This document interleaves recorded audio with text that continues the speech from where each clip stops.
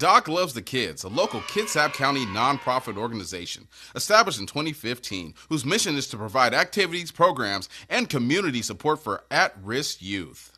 They put the you in community. Doc Loves the Kids.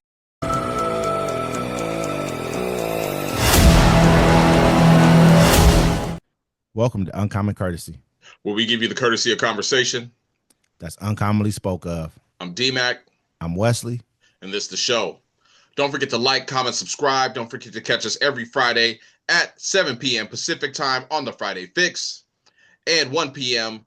Pacific time on Sunday at the Sunday Town Hall. Thanks for our last Town Hall meeting. It was pretty exciting. We had new people come in, some viewers. Shout out to Steve, solid guy that came in there, and Cam. You know what I'm saying? Good stuff going on. So, Wes, what's going on in the world today? Well, I mean, of course, we got some news from Elon Musk again. Musk renews firing threat after being stymied by federal officials. Elon Musk, President Trump's point person to root out what he says is government waste, on Monday renewed his threat to fire federal workers who do not comply with his demand to justify their jobs, even after the Trump administration said workers did not have to respond. The U.S. agency that oversees federal employees said Monday they could ignore a weekend email from Musk that required them to summarize their work or face losing their jobs. The directive sparked widespread confusion across the federal government and raised questions about how much actual authority Musk, the world's richest man, possesses within the administration. As the deadline for response grew near on Monday, Musk, whom Trump appointed to head up a newly named Department of Government Efficiency that Trump has tasked to radically downsize the government, seemed to acknowledge that his plan had run aground. The email request was utterly trivial, as the standard for passing the test was to type some words and press send. Musk posted on X, the social media site he owns, yet so many failed, even that inane test, urged on his in some cases by their managers. So basically, man, this guy is doing, to me, he's like almost like degrading federal workers, trying to get them to quit by doing things that don't matter. You're wasting tax dollars with these games that you're playing. At the end of the day, he basically came out and told everyone, "Hey, write me an essay on why you should and what you do. Summarize your job and why you should basically keep your job." These are grown people. You know what I mean? These are he's sending them emails asking them. He's like, "Give me a rundown of what you did last week. Tell me everything that you did that you accomplished." And it's like, he's treating them like that's how he does his employees. That's what he did to them at Twitter. That's what he does to the people at Tesla. He's a bully. And he's, some people, like I always say, some people shouldn't be allowed in power. Like Elon Musk, he doesn't care about America. Watch what happens when whatever they're doing fails. He gets fired. And, Trump kicks him out. He's like, "Look, you're making me look too bad. My poll numbers are too low." Because his poll numbers are low now. They're hiding them from him. But his poll numbers are low now. Watch when he gets rid of Elon. You know what Elon's going to do? He's going to leave. All the damage he does, that's my one thing. That's why I don't like Elon. That's why I don't like Kash Patel, because they have allegiances to other companies, other countries. That's the whole entire Trump administration. You got Gabby, whatever her name is. You know what I mean? Like, she has allegiances to Russia. They all do. All of them do down the line. You can look at them. Some of them got tattoos to tell you where their allegiance, really lies at. This person has done nothing but, if you look at what Elon Musk is about, he's tasked with basically destroying America. That's his job. He came in looking at USAID because China told him to, because they understand that's a strong arm that's a strong appendage of like the CIA and other special forces that America has to be able to say, "Hey, I need to send a little bit of money over here to get this information out of wherever I'm at, or I need to send a little aid over here to make sure that we're okay in this region." And so he came in with that task to destroy the American government from within. Yeah, he's doing a great job of it while Trump sits by and idly lets him do it, because he's a part of the whole entire plot as well. This isn't. I'm not separating Trump and Elon. They're one and the same to me. They came into this one and the same. They're one and the same. Period. Yeah, and for me, I look at it like this. A lot of people are cheering this on, and to those people, no one likes them. No way. That's what it is. That's how I look at it, because they don't have anyone that they care about that's going to be affected by it, because nobody likes to deal with them anyways. And I saw somebody online today, and they were like, "Yeah, well, the majority of America decided this." I'm like, no, they didn't. It was a quarter of America, a little like 2 million over a quarter of America. The rest of if you set it out, you set it out. That's on you. But I like how they told, the FBI and the DO Department of Defense, they're like, ignore that email. Ain't nobody listening to him. He don't run nothing over here. You know what I'm saying? Even though the DOD, just Department of Defense or the Pentagon, they just fired a whole bunch of workers today.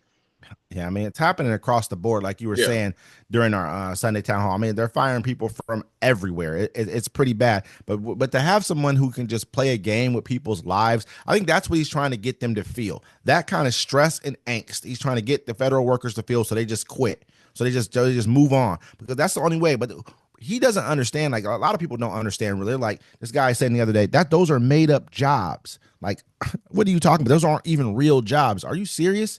Just because someone's telling you that this isn't a real job doesn't mean this is not a real job. We understand that running up a country of our size and a GDP of our magnitude, economy of our magnitude scale, takes a lot of people to be able to do it efficiently. Eventually, you can probably bust down the numbers somewhat. They said that during Clinton's presidency, he got rid of about 350,000 federal workers at that time, but it was done in a manner consistent with efficiency, not just slicing people.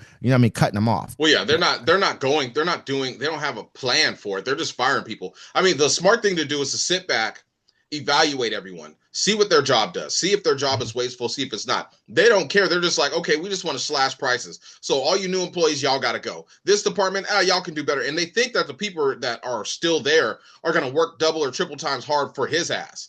You know what I'm saying? Because they could just quit and go to the private sector. Honestly, they act like people need these jobs. People act like they don't understand that the economy is interconnected. The fact of the matter is, they're cutting these jobs so they can try and show some kind of savings somewhere, so they can, when they push this huge tax cut that they're pushing, this $6.5 trillion to $11 trillion tax cut and tax breaks for the wealthy down your throat, that you'll be fine with it because you believe they found some money elsewhere. They've lied about the figures so many times that people are believing them. Someone said to me 2.7 trillion they found, which is a blatant lie. You know what I mean? Like, I'm not saying that they're lying. I'm saying that wherever they found that information from, that's a lie. And everyone knows this already. There's no way they're going to be able to find enough money in cuts or whatever else. Or how am I going to give you $5,000 when I need it? It's your money, basically. I'm basically giving you your money. You know what I mean? And running up the debt and then making sure I take it from you later, because inflation is going to come and eat that ass up when it's time. We all know this already. Because somebody told me, or I saw a post today, it said, hey, our $5,000 checks are coming out February 31st. Which is never. February. What's that for February? You know what I'm saying? February 31st. I looked at it, I was like, wait a minute. That don't make no sense. They're never coming. That's why they said next year. That's why they're like, hey, we're going to give you all y'all money next year if we find the savings. Up to $5,000. Up to $5,000. It's not clearly that. So I mean, what they're not telling us right now is that they're making these cuts willy nilly. They don't care who gets cut. You've cut nuclear officials. You've cut bird flu officials. You've cut people that you had to try and go back and rehire because you have no idea what you're doing. You lied to people about Social Security. That's why we don't hear about it anymore now, because now you understand. You understand what you said was a lie, and you just keep on moving on to the next lie because it's easier. And you know what I'm saying, for you to keep lying, people keep on passing on your lies, than for you to make up and tell the truth about what's really happening. And so that's kind of what I'm seeing from this right here.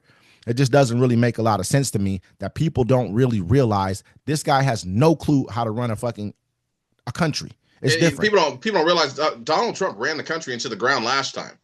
You know what I'm saying? And then why Joe Biden was trying to fix it, he was getting resistance. It's whatever. It's neither here nor there. We're in a whole new system now. It's no longer the United States of America.